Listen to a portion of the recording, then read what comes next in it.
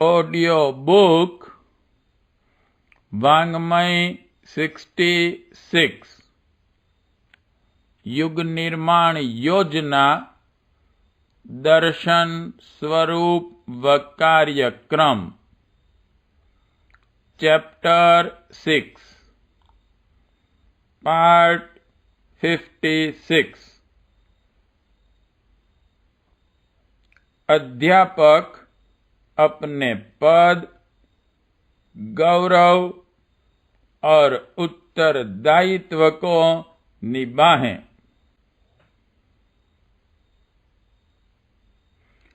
अध्यापक का पद, गौरव और उत्तरदायित्व आजीविका के लिए नौकरी करने वाले साधारण कर्मचारियों से कहीं ऊंचा है। भले ही उसे निर्वाह के लिए वेतन लेना पड़ता हो, पर जिस प्रकार अन्य वेतन भोगी कर्मचारी सामने प्रस्तुत किए गए काम को निपटाकर छुट्टी पा लेते हैं, उतने मात्र से अध्यापक का काम नहीं चलता। उसे अपने पद के साथ जुड़े हुए उस उत्तरदायित्व को समझना चाहिए कि बालकों का मानसिक स्तर, उनका भावी चरित्र और उस पर निर्धारित राष्ट्र का भविष्य निर्माण करना है। निसंदेह माता पिता अन्य अभिभावकों की तरह अध्यापक का भी बालकों के निर्माण में बहुत बड़ा हाथ होता है। अभिभावक आमतौर से जन्म देते, भरण पोषण की व्यवस्था करते तथा लाड़ चाव ही दे पाते हैं। वे बच्चों की विवाह शादी, आजीविका जैसे साधन जुटाने तक ही सीमित रह जाते हैं, क्योंकि अधिकांश अभिभावक उस ज्ञान और विधान से अपरिचित ही होते हैं जिसके आधार पर बालकों की मनोभूमि तथा प्रवृत्तियों का विकास सुसंस्कारिता की दिशा में किया जा सकना संभव होता है। इसी कमी की पूर्ति अध्यापक के जिम्मे आती है। छात्र के रूप में विद्यालय में प्रवेश करता हुआ बालक अपने साथ जिज्ञासाओं की एक नई भूख साथ लेकर आता है। वहां उसे सहपाठियों के रूप में एक नया समाज मिलता है और अध्यापक के रूप में एक नया मार्गदर्शक। इस वातावरण का उसके गुण, कर्म, स्वभाव पर इतना अधिक प्रभाव पड़ता है जितना घर परिवार का भी नहीं पड़ा था। यों पारिवारिक संस्कारों का महत्व भी कम नहीं है, पर यह स्वीकार किया ही जाना चाहिए कि विद्यालय शिक्षा पद्धति एवं अध्यापक की रीति नीति की महत्ता उससे अधिक ही है, कम नहीं। बालकों का व्यक्तित्व ढालने में अध्यापकों के व्यक्तित्व, प्रभाव एवं प्रयत्नों का भारी योगदान रहता है। प्राचीन काल का भारत इसीलिए देवोपम व्यक्तियों और स्वर्गोपम परिस्थितियों से भरा पूरा बना रहा, क्योंकि यहाँ की शिक्षा और शिक्षण व्यवस्था ऋषियों के हाथ में थी। राष्ट्र का निर्माण शिक्षण द्वारा ही संभव है। आज का बालक ही कल के नागरिक, व्यवस्थापक और नेता होते हैं। जिस ढांचे में उन्हें डाला जाएगा, कुछ दिनों बाद राष्ट्र का स्वरूप वैसा ही बन जाएगा। व्यक्तियों का समूह ही तो राष्ट्र है। इसमें से शिक्षकों का महत्व और अधिक है। शिक्षकों की विचारणा एवं रीति नीति के अनुसार ही राष्ट्र बनते और बिगड़ते हैं। इस तथ्य को सदा से समझा जाता रहा है। हिटलर ने जर्मनी को फासिस्ट बनाने के लिए शिक्षा पद्धति को प्रधान माध्यम बनाया था। इटली में भी मुसोलिनी ने यही किया था। रूस और चीन के नागरिकों में जो अटूट निष्ठा साम्यवाद के प्रति पाई जाती है, उसका कारण उनकी शिक्षा प्रणाली में ही देखा जा सकता है।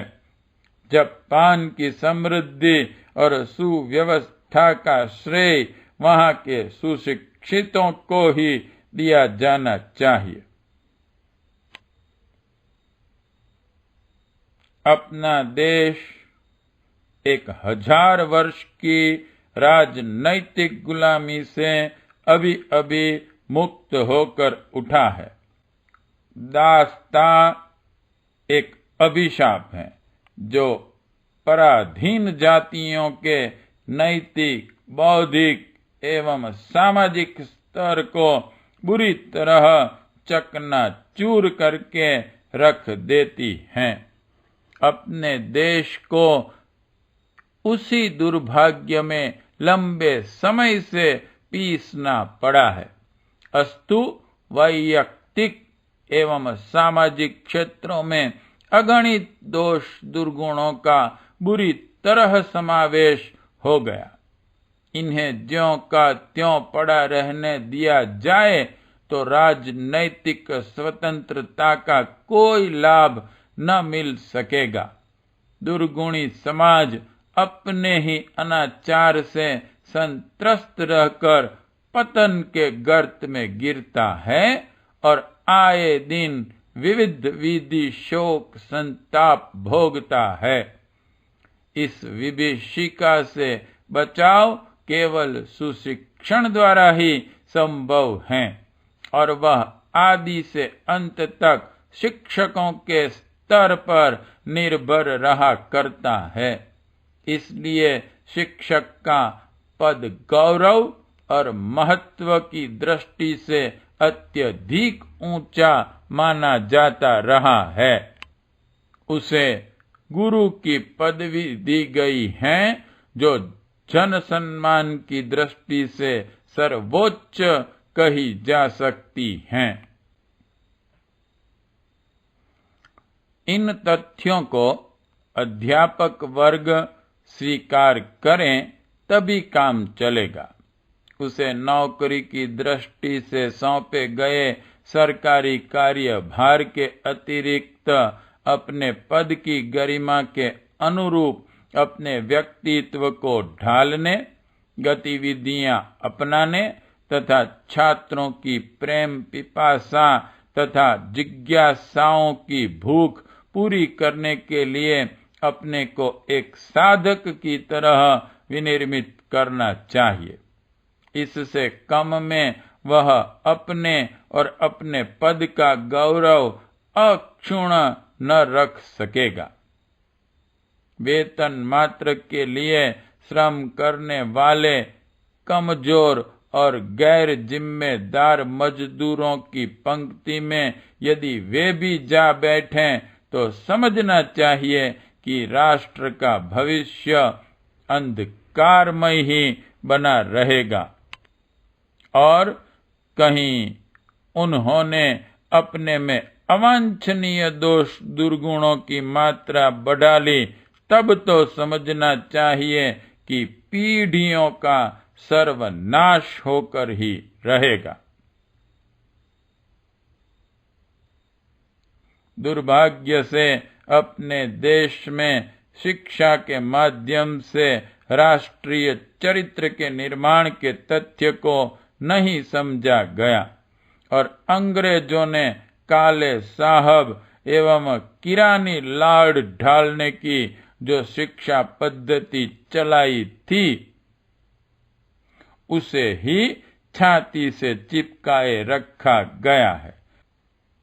व्यक्ति और समाज के नए निर्माण के लिए जिस प्रखर चेतना समुन्नत शिक्षा पद्धति की जरूरत थी और उसके उपयुक्त जिस प्रकार के शिक्षक ढाले जाने थे, उसके लिए कुछ ठोस काम नहीं हुआ।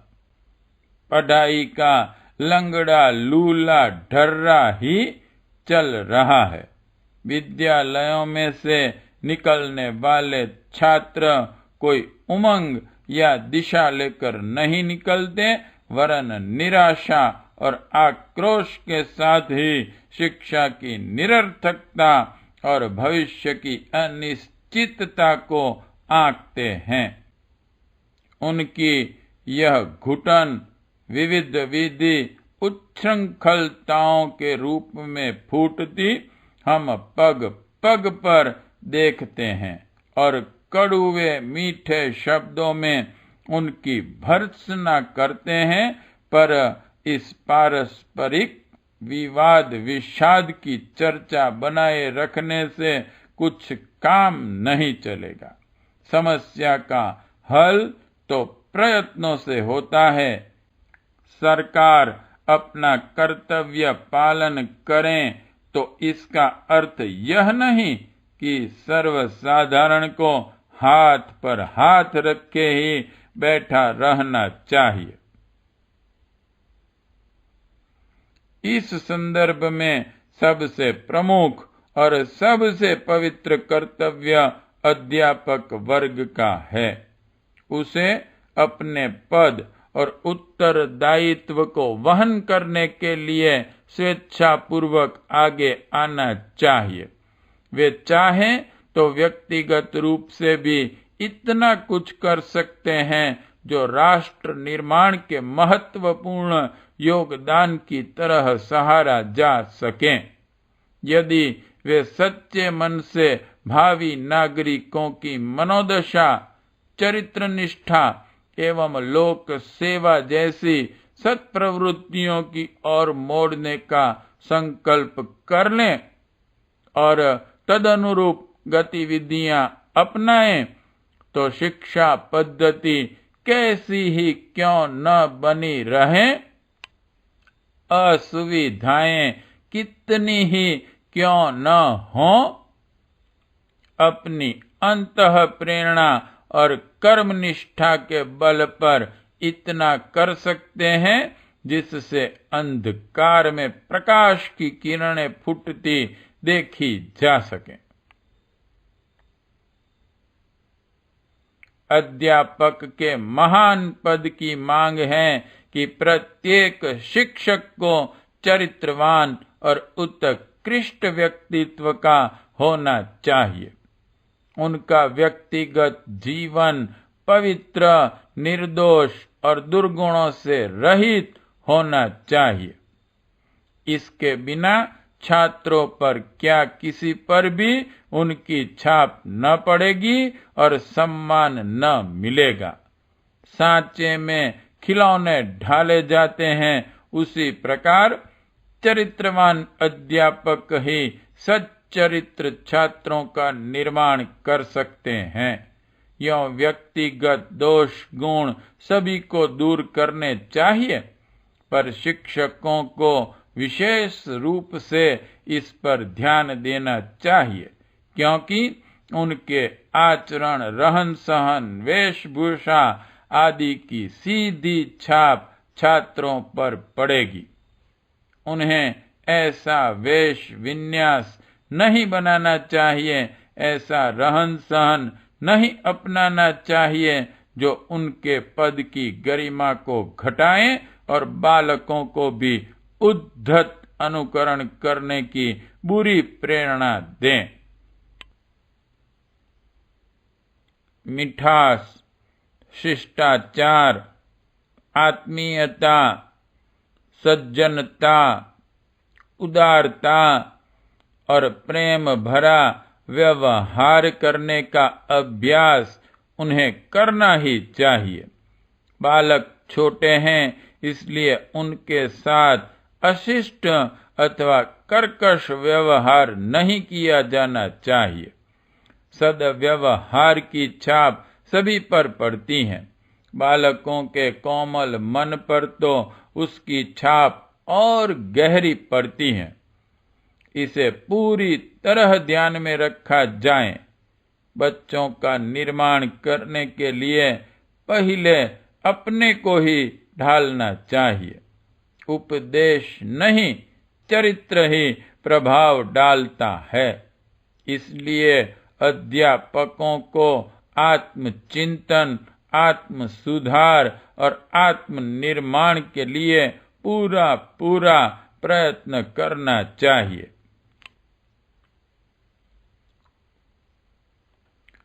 पाठ्य पुस्तकों में जो कुछ लिखा है उसी की उचित, बुद्धि संगत और भावना पूर्ण व्याख्या करके इस प्रकार के निष्कर्ष समेत समझाया जा सकता है कि शिक्षार्थी पर चरित्रवान, उदार, शिष्ट, सज्जन और सेवा भावी बनने की छाप पड़े।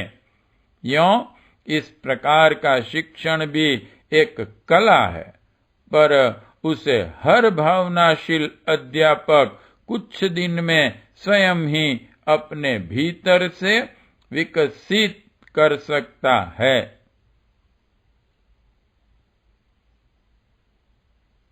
प्रश्न 1.